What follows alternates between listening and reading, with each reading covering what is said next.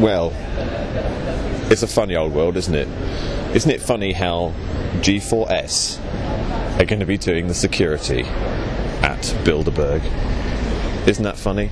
Doesn't that make you just want to laugh out loud? Almost like being hit by a taxi. Makes you want to laugh out loud. G4S going to be patting people down up at Bilderberg. Now, my advice, and you don't have to take my advice.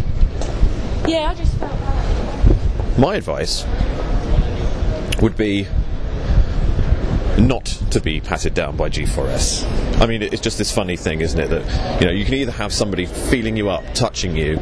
I mean, it's not always a bad thing when you go to, you know, maybe going to the Bilderberg Fringe Festival. It's not the worst thing in the world to have people feeling you up, depending on what you're into. But G4S, professionally, feeling you up, not going to be touching me, I can tell you.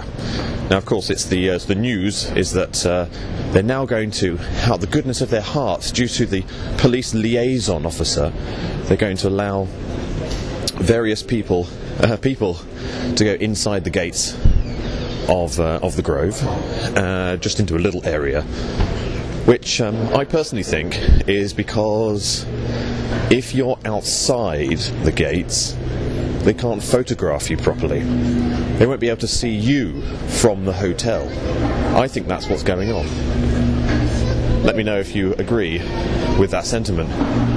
So what they want you to do is they want to pat you down. They have not yet actually explained to anybody if there are certain items that they will be prohibiting. Why are they patting you down? What are they looking for? And what items will they allow in? What items won't they allow in?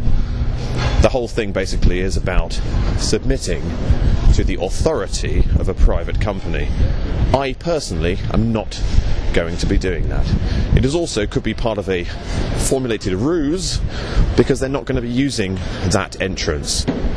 I did watch a video where somebody said he lived around there, and a lot of celebrities go to that hotel, yet he's never actually seen a celebrity go through that entrance.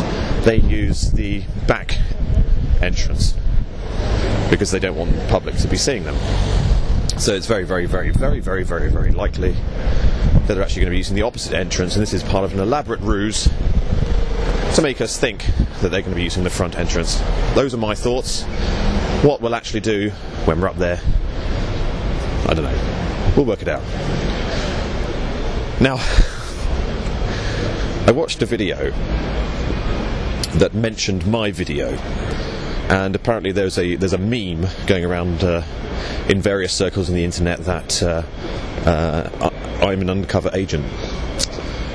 It's quite interesting when that sort of thing happens to you. Of course, doing a bit of conspiracy research in the past, you would come across things of people saying that certain person is an agent and they're actually undercover cop or whatever like this. When you actually come across it and they're talking about you being an undercover cop, it's all a bit strange. And somebody who actually was going around the edges of the Grove and went past the house where I was talking to Alfred, were actually thinking about stopping and going in the middle of the night and knocking on his door to find out whether or not he was real. So, and I thought I was a rampant conspiracy theorist. I mean, Jesus. Getting stuck in a crowd here. So, all a bit weird. Let me tell you a little bit about Alfred. I watched, I should say, by the way, that I actually got approached by InfoWars. The producer from InfoWars sent me an email, a couple of emails actually, asking me to have an interview with Alex Jones. I said, no, I'm okay, thank you. I didn't want to have an interview with Alex Jones, so I said no.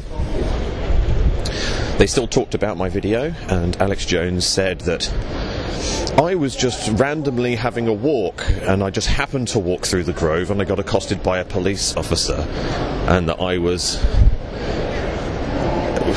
He didn't watch the video, he just talked about it.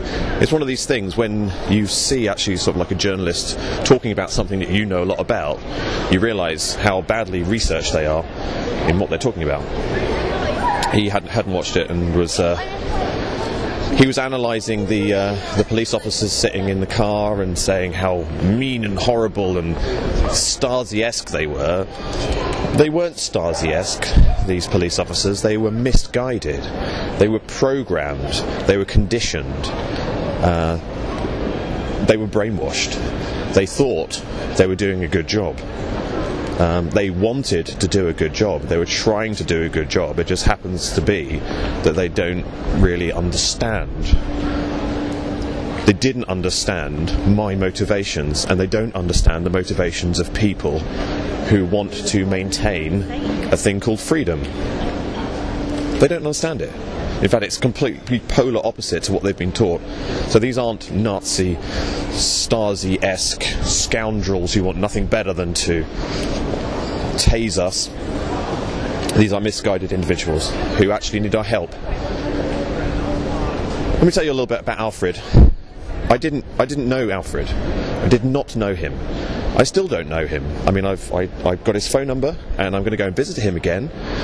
He's used to be quite a successful entrepreneur.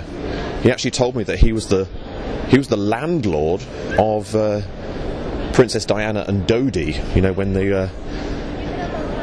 were shacking up together. So he was their landlord down in Mayfair. He lost his wife because she had a slipped disc.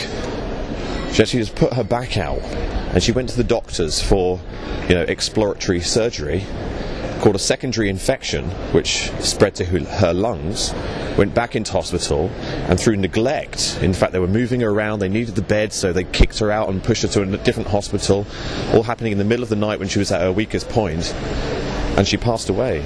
Poor old Alfred. He's now, living on his own, and I don't know him. I'm going to go back and see him again because, that's the kind of guy that needs some support. He helped me out by pretending that we were friends. It seemed to actually, on the video, a few people thought that we were friends. He was so good at acting that he fooled lots of people, including the police, kinda. So, I don't really know anything about Alfred, other than he was a very decent guy, and he's got a very sad story. Oh, there is something I can tell you that he told me. Now this is really interesting. He told me, because he lives basically on the Grove, in the grounds of the Grove, because he used to do business with one of the partners from the original owners of the Grove or something.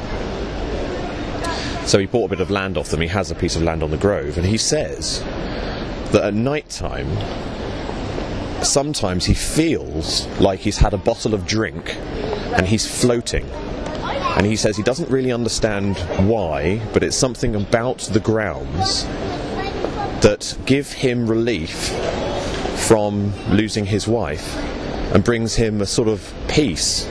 But interesting, he said it's just like, he said some nights it's like you can go out into the grounds and it's like you've had a bottle of drink and you're floating. Isn't that interesting?